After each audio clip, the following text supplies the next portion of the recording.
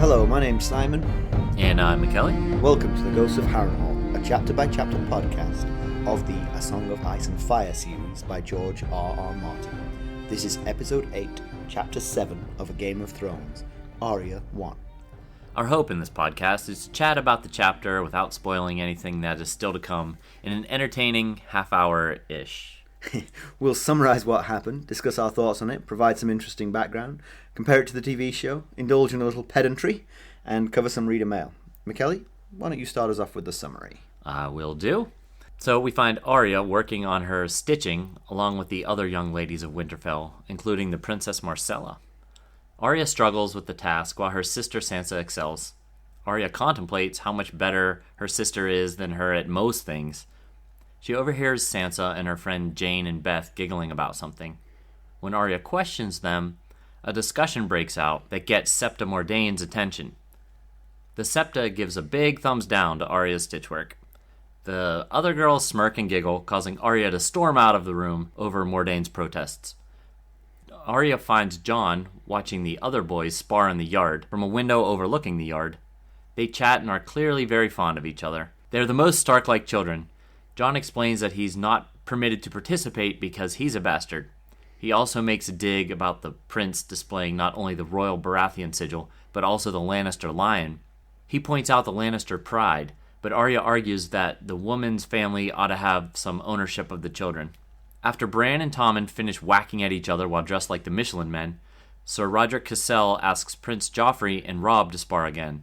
Joffrey scoffs at the childishness of using wooden swords and suggests live steel. Robb immediately agrees, but Sir Rodrik rebukes the idea in favor of tourney blades.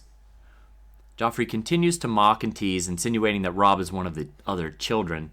Robb makes a move toward Joff, but Theon Greyjoy grabs him and holds him back until Joff and the rest of his crew leaves. Jon and Arya leave their window too. Arya returns to her room to find Septa Mordaine and her lady mother, Catelyn, waiting for her. Yep. She's in trouble. Oh, yeah. Yeah, so it's kind of we were talking about this before we started. This chapter is sort of a come down after the last couple of chapters where we've been building up to the sort of like the grand politics of the world. Right. We're back down to the kids and sewing and hitting each other with sticks. Right. But we do learn quite a bit about Arya's personality. I mean, she comes across to me as a tomboy, basically. Yes. That's what she is. Yes. You know, but she is also, being the younger daughter, she also has this inferiority complex about all things Sansa. She does. And I wonder, I assume some of the issues are probably in her own head, although they're seemingly real to her right now.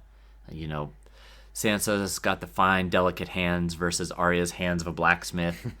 And Sansa can sew, dance, sing, write poetry, dress well, play the high harp and the bells, and she's beautiful, and her voice is as soft as a kiss.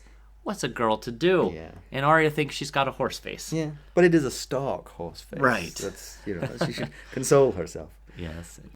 I have older and younger siblings. You compare yourself to them, usually, especially when you're that age, it's not comparing yourself in the positive way to the older siblings. Yeah. You know, they've got more years of experience and they can do cooler things than you can do. So she's dealing with some of that, I guess. And I mean, you see how she's, being only 9, she tries to butt into their conversation when they're, at best, they're talking about something that doesn't have anything to do with her. Right. At worst, they're mocking her. The last thing you want to do is interpose yourself into that conversation. Just ignore it and be more tactful. Yes, not a ton of social awareness. Yeah. What are you talking about? Tell me. Yeah. Not going to win a lot of friends talking to people that way, Arya. But you do get the feeling that Sansa is a bit, I don't know, a little proud, a little preening. Yes. And definitely. You kind of feel for Arya, really, in this situation. Although, I mean, here I am sort of like emoting for Arya against Sansa. And then I'm thinking back to Dany and Viserys. And, like, Arya should have real problems. Right. Her poor needlework. When Sansa gets angry, does she wake the dragon? Yeah. But, I mean, the thing is, what you'd love to tell Arya if she was your daughter is not to worry about it, Right. She's good at other things, Yeah. She's not going to be like Sansa. She's not going to be... And it's lucky that they're this way around in age, because the elder one is the one they would probably want to marry off into some royal marriage. Right, yes. The younger Good one point. can go off and be a tomboy. Yeah. Yeah, but I like how even when she's so angry and she's eyes are full of tears and she's storming out of the room, she has the courtesy to stop, turn around, and ask Myrcella for permission to leave. Probably smart. Yes. If Joffrey's anything to go by. We meet Arya's wolf, Yes, little Nymeria. Nymeria. Yes, I like the name. We'll talk a little bit more about why she's named Nymeria in the background information. Yeah. We're getting all this from Arya's perspective. You have to remember that. All of these chapters are point of view chapters. So most older siblings would not love to be seen through the point of view of their younger siblings. Yes, to the world. Yes, exactly. I'm okay with my younger siblings thinking what they think of me. Right. But did that become public knowledge? No. Right. Not so good. But Sansa comes off a little full of herself, maybe a bit snooty. She does take a couple digs at Jon. Yeah, that seems mean. Because It does, yeah. Jon's a good guy. Guess that's the snooty part. The way she says it, she doesn't say, "Oh, Jon's a jerk." She says things passive aggressively, kind of smooth, like, "Poor Jon, he gets jealous because he's a bastard." Mm-hmm. And then she corrects Arya with, "He's our half brother." Yeah. She is smooth though, Sansa. I mean, she knows how to subtly put people down and smile and be charming while you're doing it. And that way, people like Septa Mordaine. I mean, a Septa, I guess, is something like a nun. Right. Maybe she was like a teacher to the girls. Yes. Are totally bamboozled by that. They don't see that actually Arya is the nicer kid here. Oh, I always hated those kind of kids in school. So now you're touching on a question that I was going to save up for a later episode, actually. But which characters do you most see yourself? We haven't probably got into enough characters yet for you to answer this question completely. But you're painting yourself as the Arya of this world. Really. I'm certainly not the Sansa. Of these two, I'm certainly more of the Arya. Okay, we'll delay that discussion. Whether or not I have a horse face, I don't know. That's debatable, I guess. Yeah. Arya and Jon's conversation's nice. They clearly have a connection. Arya mentions that because she looks like him, she thought that she was a bastard too. And who did she run to for comfort? But Jon. Exactly. He's such a good guy, that Jon. He is. Maybe some of their connection is because they both feel inferior in some ways. Sansa feels inferior. No, Arya feels inferior. inferior Other way to around. Sansa, Right. yeah. Arya feels inferior to Sansa. Jon's, he's a bastard, and so, he's dealing with that and probably feels inferior in a lot of ways to Robb and all the rest of the siblings. Certainly, Catelyn doesn't make him feel like one of the gang. It seems the way she definitely made she doesn't. him. The way she made him sit. She forcibly prevents him from being one of the gang. Yeah, sit down with the dogs. So Jon also gets left out of the sparring fun with the other boys, which is interesting. I mean, Catelyn's reasoning for him not being on the high table at the feast was that the whole royal family would be there, and she didn't want to embarrass them by. Right. But in the training yard, with the swords, it feels like he could fit in there. So I wonder if him saying that is just a conditioned response, or because he's seemingly frequently told he's not one of the true Stark children. So is in his own mind he just thinking, well, I can't be down there because I'm a bastard, or was he directly told, don't go down there? Only true Stark children can whack royalty around with sticks. Yeah, we talked about that a little before, and my position on that question is crystallized, actually. Yeah? I can see Jon being the kind of kid who would try to infer what people want from him and do it. Right. Yeah, I don't think he did in this situation. Yeah, you think he was specifically told not to, because given that he's good with a sword, and therefore he obviously practices with them all the time. Right. So I think he wouldn't see. I think maybe for the feast he might see it, that maybe I shouldn't be on the top table here. We know from his account of it that he was told not to be at the top table by Catelyn. In this instance, I'm thinking he must have been told, because I think he would have wandered down with the boys, thinking that Sir Roderick would call on him if he was part of the fun. Right. And that's true. If he isn't, he could just leave him on the sideline. So yeah. I don't know. That's just my thinking on that. Yeah, that's true. He certainly is aware. He seemed, he's the one that said, he gave up the wolf pups to the five true-born children before he found Ghost. So he is respectful of it and obviously well aware of it. But you're right. That's a good point. Yeah. So Joffrey, you posed the question to me earlier. Who's the bigger douchebag, Joffrey or Viserys? It's a battle royal. I think so far you'd have to say Viserys. Yeah, that's at this point. I mean, Joffrey is full of himself, but I mean, he hasn't done anything malicious really yet. Right. He's big-headed and he wants to put Robb in his place as much as possible, but yeah, they're 14-year-old boys. Right. He mouthed off, but yeah, what kid doesn't mouth off from time to time? Yeah, especially if you're a royal prince. Right. Yes, the crown prince. What stopped me mouthing off as a 14-year-old was the thought of getting pummeled. That's a very good point. when you've got Sandor Clegane at your side, right, the chances of you getting pummeled considerably less. Yeah. Yeah, we didn't mention in the summary, but we did get to meet Sandor Clegane, who's Joffrey's bodyguard. Yeah, basically. some sort of sidekick at least. Yeah. It seems like. According to the appendices, he's the sworn sword of the crown prince. Okay, that's his cool. role. Yeah. Well, clearly Joffrey's full of himself. Yeah. No doubt. He's full of confidence. We're not sure why yet. We haven't seen him do anything. Well, he is the crown prince. Right. Yeah. So that can lead to delusions of grandeur.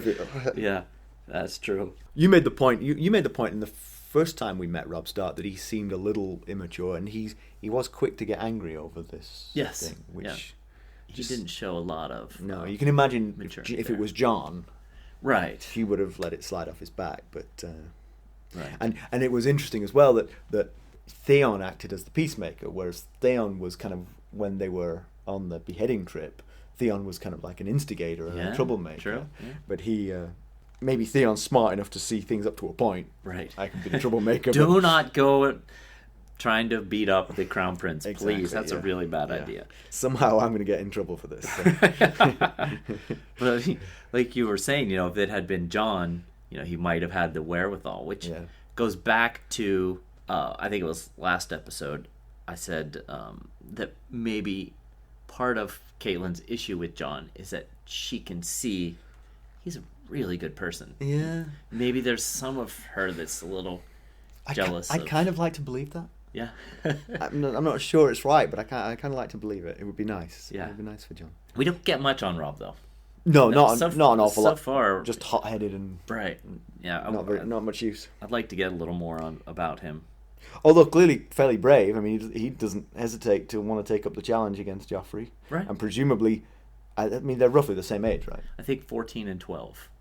I think Robb is 14. And Joffrey's only 12. Joffrey's 12. He mentioned several times about him being older, about Robb being older. In that case, yeah, I would take him on with the live steel. I thought they were of the same age, and then it was more of a risk taking him on with the live steel. But he hedges his bets a few times. Joffrey hedges his bets a few times. He makes a few references to Robb being older, and I'm wondering if that's an excuse in case he gets his butt kicked. Right. Well, you're 2 years older than me.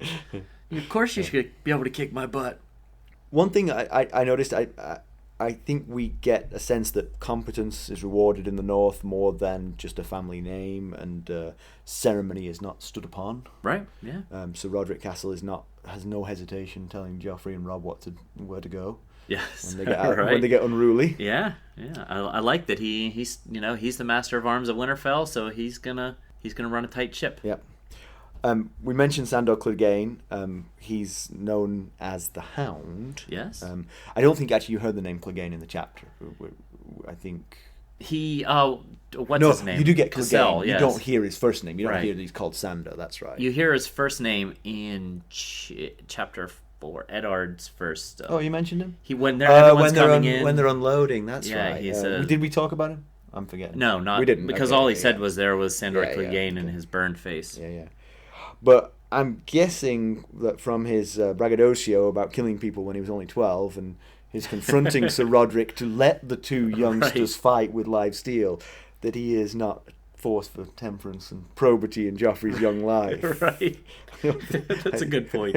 I think Sir King Robert and Queen Cersei should think about who they've got. I mean, obviously, he seems like a bit of a badass. Right. That's useful. Yes. Yeah. That's useful. So Joffrey's got the devil on one shoulder. He needs the angel on the other shoulder.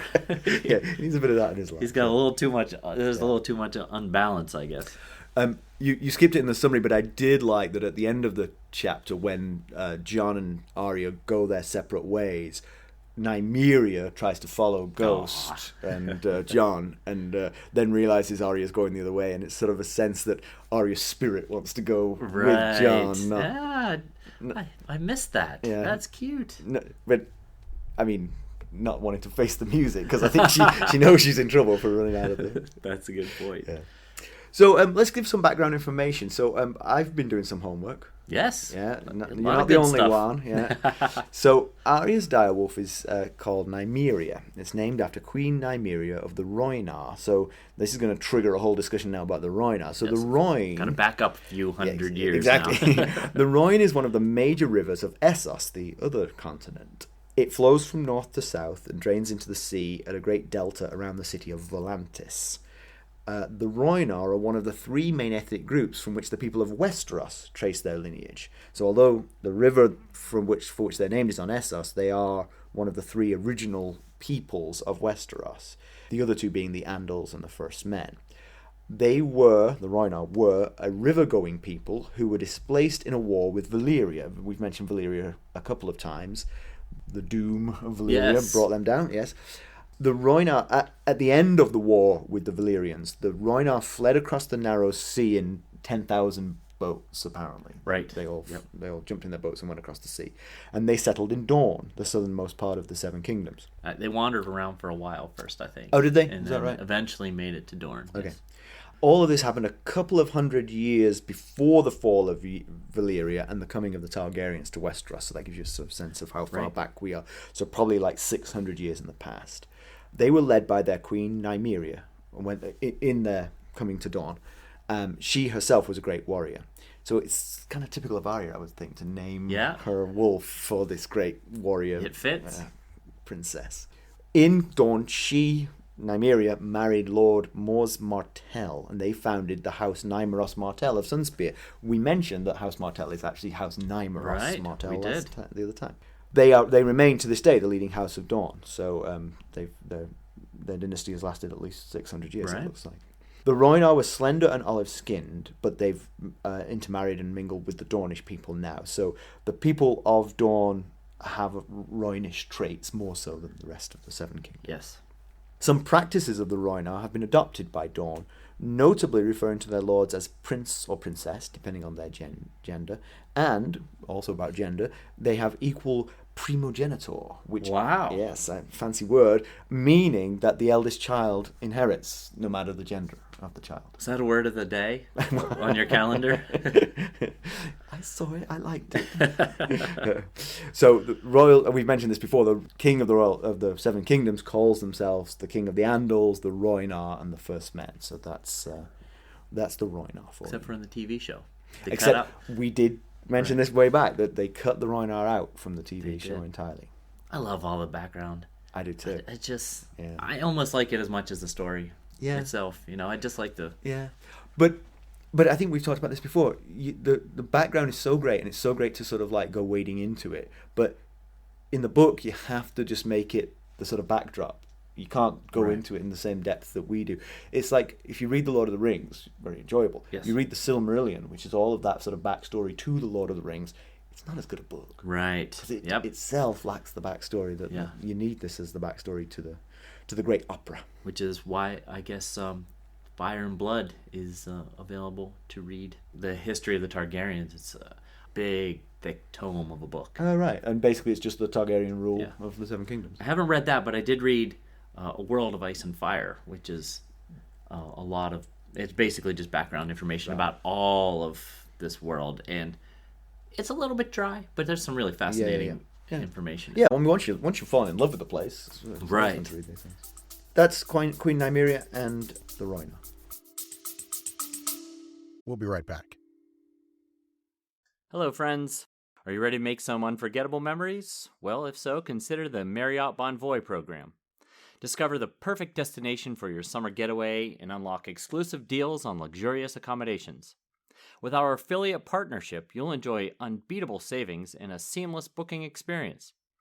Don't let summer slip away. Visit Marriott Bonvoy today and make this vacation season one for the books. Use our Ghosts of Harrenhal affiliate page to check it all out and buy Bonvoy points or give some as a gift. The link to our page is in the show notes. So after all that, real quick, I'm just going to give you some background information on a few smaller houses, minor houses, I guess. So House Cassell, which I'm mentioning it because Sir Roderick Cassell is the Master of Arms. He's a character in this chapter. So House Cassell is a minor house of the north with fealty to the Starks. Their sigil is 10 white wolf heads on a gray background. The head of the house is Jory, who is the captain of the guard at Winterfell. His uncle, Sir Roderick, is Master of Arms at Winterfell, as I just mentioned. So then we have mentioned a few times in this episode, Sandor Clegane and his house, House Clegane, hails from Clegane Keep in the Westerlands with fealty to the Lannisters of Casterly Rock, which makes sense that he's... Although, does it? I mean, if I, as King Robert Baratheon, were appointing a sworn sword to my son, the prince, I would perhaps want a Baratheon. That's a very good point. That's a very good point. As he mentioned in the Eddard 1, when Tywin had agreed to foster young Robert Arryn, and he said, I couldn't care less about hurting his feelings when he said, I'll do it. And he's like, that's because you don't sleep with a Lannister. So maybe this goes back to that same thing. Anyway, the head of the house is Sandor's older brother, Gregor, and their sigil is 3 dogs on a yellow field. Nice. So, and one other little nugget that I thought I'd throw in here is it appears that Sansa has a bit of a crush on our young Joffrey Baratheon. Yeah, maybe bidirectional. I don't know. It's hard to say. Yes, it does. However, he is not her first crush. When our Sir Waymar Royce, who you may remember way back in the prologue, poor Sir Waymar didn't make it out of the prologue, unfortunately. No. But when he and his father, Jon Royce, were making their way from the Vale to Castle Black, they stopped over at Winterfell. And while there, Sansa developed quite a crush on young Sir Waymar. I did not know that. But of course, she doesn't know what's befallen him. Right, yeah. She wouldn't like him as much anymore. No, she wouldn't. Also, I'm tempted to sort of imagine that journey to the north with the father sort of dragging the son on a rope. No, please, anything but this. Yeah. Now, see if they had Facebook on Westeros, she might know. Oh yeah. No, there should be like a status for white, right? Not white. I'm an other now. Yeah. So, differences to the TV show. The biggest difference really here is just the sequence of events. In the show, the scenes with the sewing circle and the practice yard both predate the arrival of the royal party. So there's no Princess Myrcella, there's no Prince Joffrey, there's no Prince Tom, and none of them are involved in these scenes. Right. But we do see Arya leaving the sewing without permission and joining in fact, right, in the practice yard. The practice yard is bow and arrows in the TV show, yeah, and she proves herself to be better than Bran. Yes, right. So some of what we hear her say in this chapter was backed up in the TV shows. She believes herself to be better than Bran with a sword, right, but we don't know that. Right, yeah. But we taking her word for it. Yeah, we literally saw it in the TV show that at least with the bow and arrow she was better. And Jon does participate in the practice drills in the TV show. But, again, that could be because there were no royals around so that he didn't need to hide his face from them. Yeah. Pedantry corner, I couldn't find anything really in this one. Not an awful lot happens, really, I think, in this episode. But some news and notes. So this is something of a correction going back. I think we created the impression that the Targaryen era in Westeros followed closely on the heels of the doom of Valyria.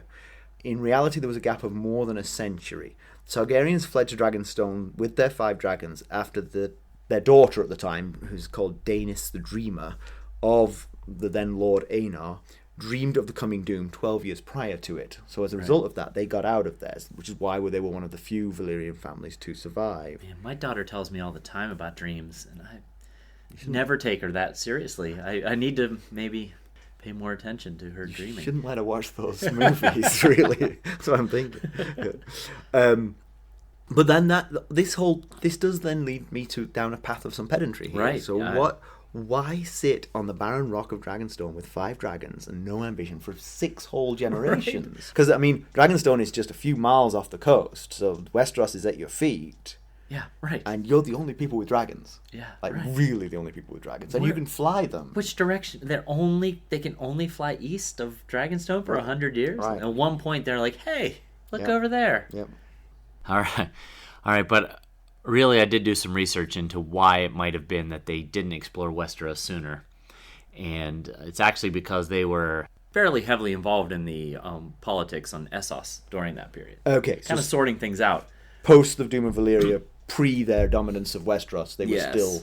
That was the time frame between those two was known as the Century of Blood. And some of it was spilled by them. Yes. I see.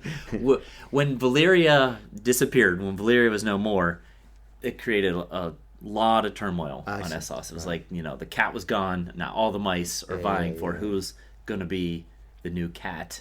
And the Targaryens felt the need to fly back as the cat on a dragon. Yes.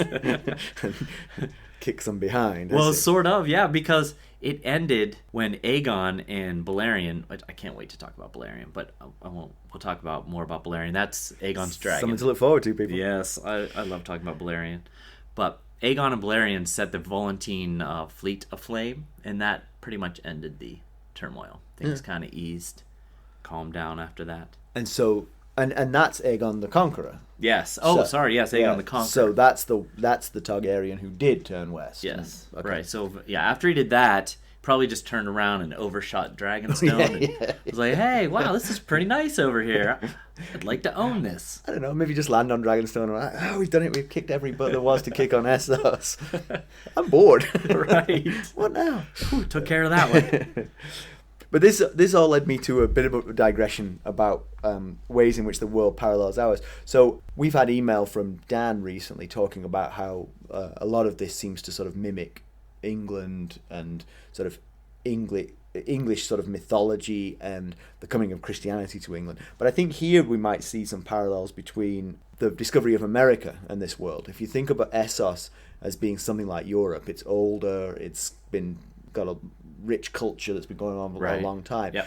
Westeros, by comparison, was sparsely populated by what the Essos people saw as pagans and inferior people. And when the forces of Essos came across, they were able to dominate Westeros quickly, and the children of the forest were pushed out in the same way you might argue like Native Americans lost their homelands, sort of. Yeah, that's a good point. Yeah, I like the comparison. It's pretty solid.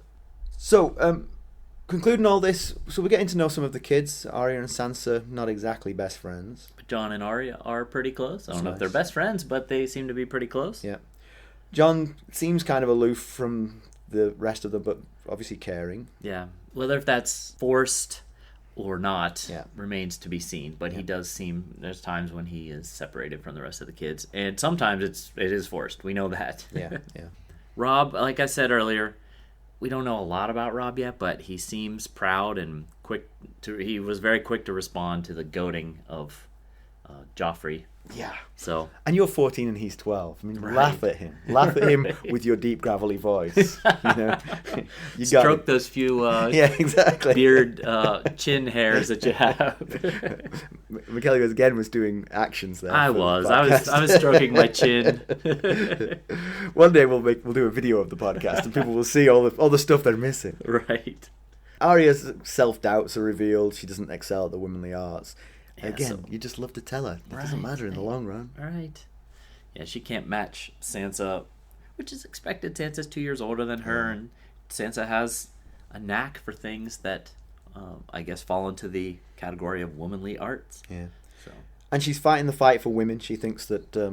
I think those of us who are perhaps not Team Lannister think the Lannisters are a little bit pushy in getting their own sigil on the prince's clothing. Yeah. But Arya's fighting cause of women by saying, Yeah. well, that seems only reasonable. He's half Baratheon, half Lannister. So that makes sense. yeah, she's got a point. But in this case, I'm going to disagree with her.